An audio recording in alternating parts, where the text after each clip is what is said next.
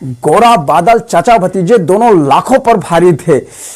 खिलजी मचला था पानी में आग लगाने को, पर पानी तो प्यासा बैठा था अपनी ज्वाला पी लेने को। खिलजी ललकारा दुश्मन को भाग न जाने देना, रत्न सिंह का शीश काटकर ही बीरो दम लेना। टूट पड़ो मेवाड़ी शेरो, बादल सिंह ललकारा, हर हर महादेव का गर्जा नभ में जयकारा। जब उनके शीश समर भूमि में उतरते थे, वैसे लोग थे जिनके कबंध लड़ते थे तो उनका धड़ लड़ रहा था।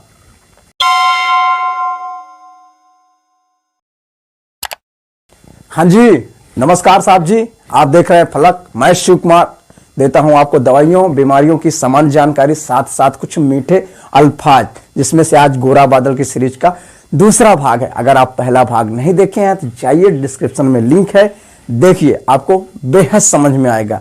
अगर आप पद्मावती मूवी देखे होंगे तो आप इसको बहुत अच्छे से रिलेट कर पाएंगे। इसके बाद महाराणा प्रताप और रश्मि रथी पर वीडियो आएंगे, जैसे रण बीच भरभर चेतक बन गया निराला था, राणा के घोड़े से हवा का पड़ गया पाला था, सवार को लेकर आसमान की ऊंचाइयों में उड़ जाता था, राणा की पुतली फिरी नहीं कि तब तक चेतक मुड़ जाता था।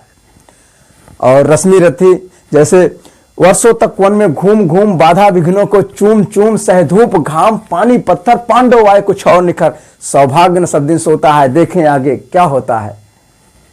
ठीक है, इसी तरह से और भी वीडियो आते रहेंगे। और चलिए स्टार्ट करते हैं। गोरा बादल, थोड़ा डिस्क्लेमर दे देते हैं। जब पद्मावती खोजते हुए जंगल में जाती है और पेड़ के नीचे पाती हैं गोरा को, तो अपनी कथा बताते बताते एकदम मायूस हो जाती हैं। तो वहीं पर कहती हैं कि राणा ने जो किया कहा माफ करो सेनानी, ये कहते हुए गोरा कदमों में झुकी पद्मिनी रानी।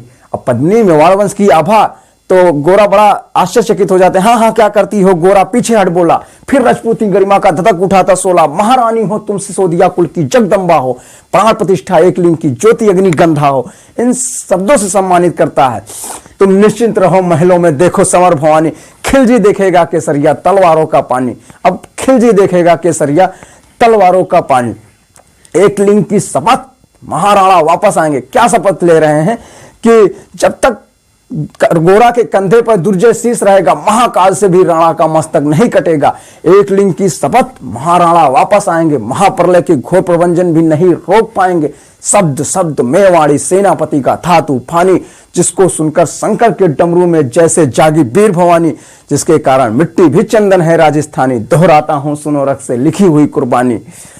खिलजी मचला था पानी में आग लगाने को, पर पानी तो प्यासा बैठा था अपनी ज्वाला पी लेने को। गोरा का आदेश हुआ सज गए 700 डोले। गोरा आदेश करते हैं, 700 डोले तैयार करते हैं। गोरा का आदेश हुआ सज गए 700 डोले। बाकुरे बादल से सेनापति गोरा बोले, खबर भेज दो। दिल्ली पर पद्मिनी स्वयं आती हैं, संग अपने सासु सखियां भी लिए आती हैं।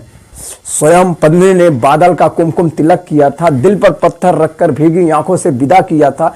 और जो 700 सैनिक थे वो यम से भी भिड़ सकते थे। हर सैनिक सेनापति था, लाखों से लड़ सकते थे। एक एक कर बैठ गए सज गए डोलियां पल में, मर मिटने की होड़ लग गई मेवाड़ी दल में, मर मिटने की होड़ लग गई मेवाड़ी दल में। हर डोली में एक वीर, 4 उठाने वाले, 5 शंकर के गढ़ के समरमत वाले। 5 अपने अद्भुत थे, 5 शंकर के गढ़ के समरमत वाले। बजा कूच का शंख, सैनिकों ने जयकारे लगाई, हर हर महादेव की ध्वनि 10 दिशा लहराई।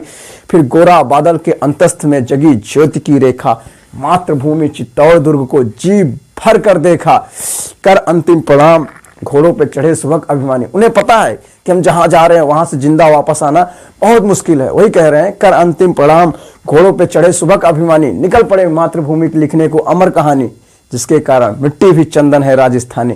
दोहराता हूं सुनो रक्त से लिखी हुई कुर्बानी, दोहराता हूं सुनो रक्त से लिखी हुई कुर्बानी। जय गोरा बादल, जय चित्तौड़। धन्यवाद।